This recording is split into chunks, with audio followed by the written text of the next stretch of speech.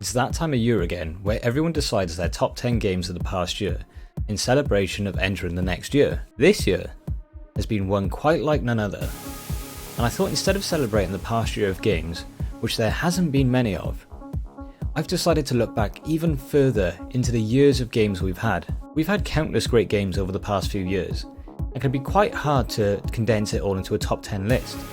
So if there's a game that didn't make my list, it doesn't mean I don't think it's worthy. I just might not have played that particular game, or I don't hold as fond a memory of it as another game on this list. I'm TJFL, make sure to subscribe if you're new here, and drop a comment with your favourite games below.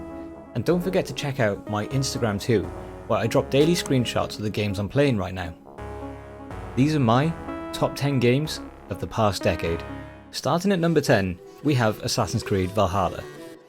Assassin's Creed is a franchise I have loved for over 10 years, but has had a really turbulent identity since its penultimate release of Assassin's Creed 3.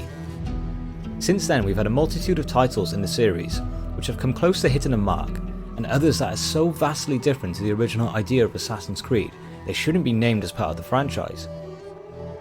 Assassin's Creed Valhalla has restored my love for the franchise, and paved the way for a new future and story in the Assassin's Creed world. Despite completing the game last month, I'm itching to jump back into the world of Valhalla, and I can't wait to play the post-launch content next year.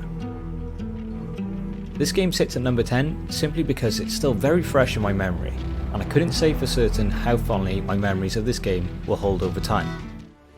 Number 9 is Star Wars Jedi Fallen Order. Similar to Assassin's Creed, Star Wars has been something I've been fond of for years, but my relationship with the brand has been damaged significantly, especially with the Disney sequels. Star Wars Jedi Fallen Order reinvigorates my love for the franchise, and feels like those great AAA titles we used to play on the PS3 generation. Its story is so Star Wars-esque and is a love letter to not only the original trilogy, but also the prequels. And the character of Cal Kestis is so wholesome, he reminds me of Luke Skywalker from A New Hope. I can't wait for the next installment in this new series in the Star Wars universe. Number 8 is of course Uncharted 4. Not the only Naughty Dog title to make this list. The return and potential swan song to Nathan Drake was my favourite PlayStation exclusive of the PS4 generation, and showed the world that there is still a place for condensed, story-driven single-player games. Uncharted 4 has all the great story beats of an Indiana Jones film, and the characters that accompany Drake truly know how to get the waterworks going. Uncharted 4's ending leaves room for a potential sequel in the franchise. I think I would prefer if Uncharted was left as it were, with Nathan Drake's story complete. Number 7 is Metro Exodus.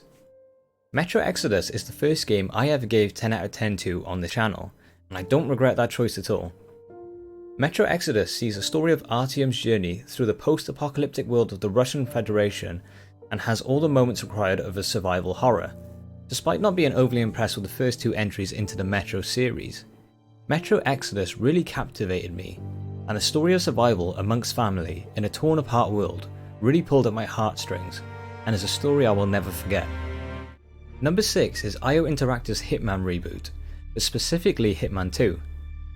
Hitman 2 is the pinnacle of black box design assassination, and no game comes close to this style of game. The Hitman series has been around for years now, but with IO Interactive's Hitman 2, it finally feels like we have the ultimate Hitman experience. The story of Hitman 2 is also somewhat interesting, and was given a lot more attention than in previous games, and I'm excited to see how this will wrap up in Hitman 3 next month.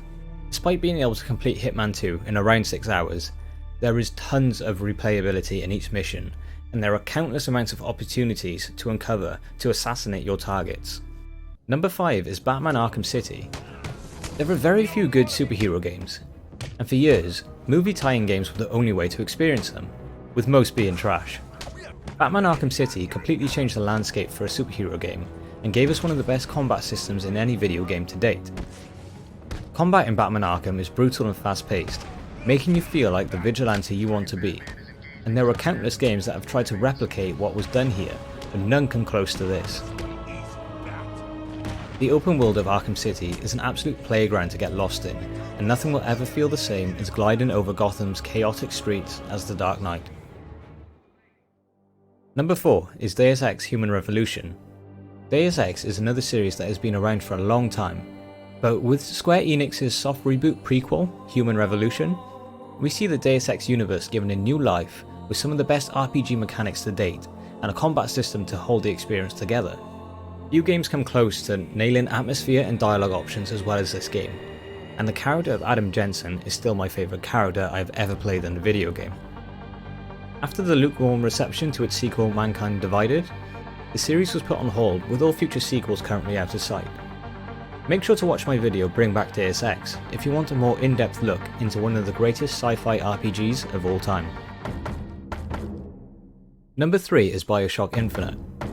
Bioshock Infinite saw the Bioshock series catapulted into the skies of Columbia, with a truly breathtaking visual design and a captivating and unsettling story to hold it all together. Bioshock Infinite is one of the most memorable AAA single-player experiences of all time. Also, the ending to Bioshock Infinite is definitely one of the most Christopher Nolan-esque, mind-bending conclusions of all time. If you want to see a greater look at the Bioshock series, take a look at my video Bring Back Bioshock. Number 2 is The Last of Us 2. Now I bet a lot of you are thinking, what? How is Last of Us 2 your top 2 game, but not Last of Us 1? That's because for me personally, Last of Us 2 capitalised on all the best parts of Last of Us 1, while giving us a truly riveting and dark story of revenge and forgiveness. Last of Us 1 had an amazing story, with beautifully damaged characters and mediocre gameplay. But Last of Us 2 had all the best parts of Last of Us 1, as well as the best gameplay in a Naughty Dog game to date. Last of Us 2 had to live up to an unrealistic amount of hype, and even though it also suffered some major leaks prior to release, the game still captivated me and truly broke me emotionally by the end of its story. I said it in my review and I'll say it again. Last of Us 2 is a masterpiece, and if you want to know why, make sure you watch my review. That brings us to number 1, which is of course Mass Effect 2 and 3. The Mass Effect series is one that is memorable to anyone that has played it, and I don't think there is another sci-fi experience out there that has captivated the world the way Mass Effect 2 and 3 did. Mass Effect 3 did have some issues, which led to it not being as universally loved as Mass Effect 2 was, but to me, they are both truly the best games of the past 10 years, and the journey with Commander Shepard is one I can't wait to relive when they release the remaster next year. And just a side note, Mass Effect is probably my favourite video game soundtrack of all time. So that's my list of top 10 games of the past decade, and I'd love to hear yours. Make sure you drop down in the comments below and let me know your top 10. Have a great new year, and I'll see you in the next one.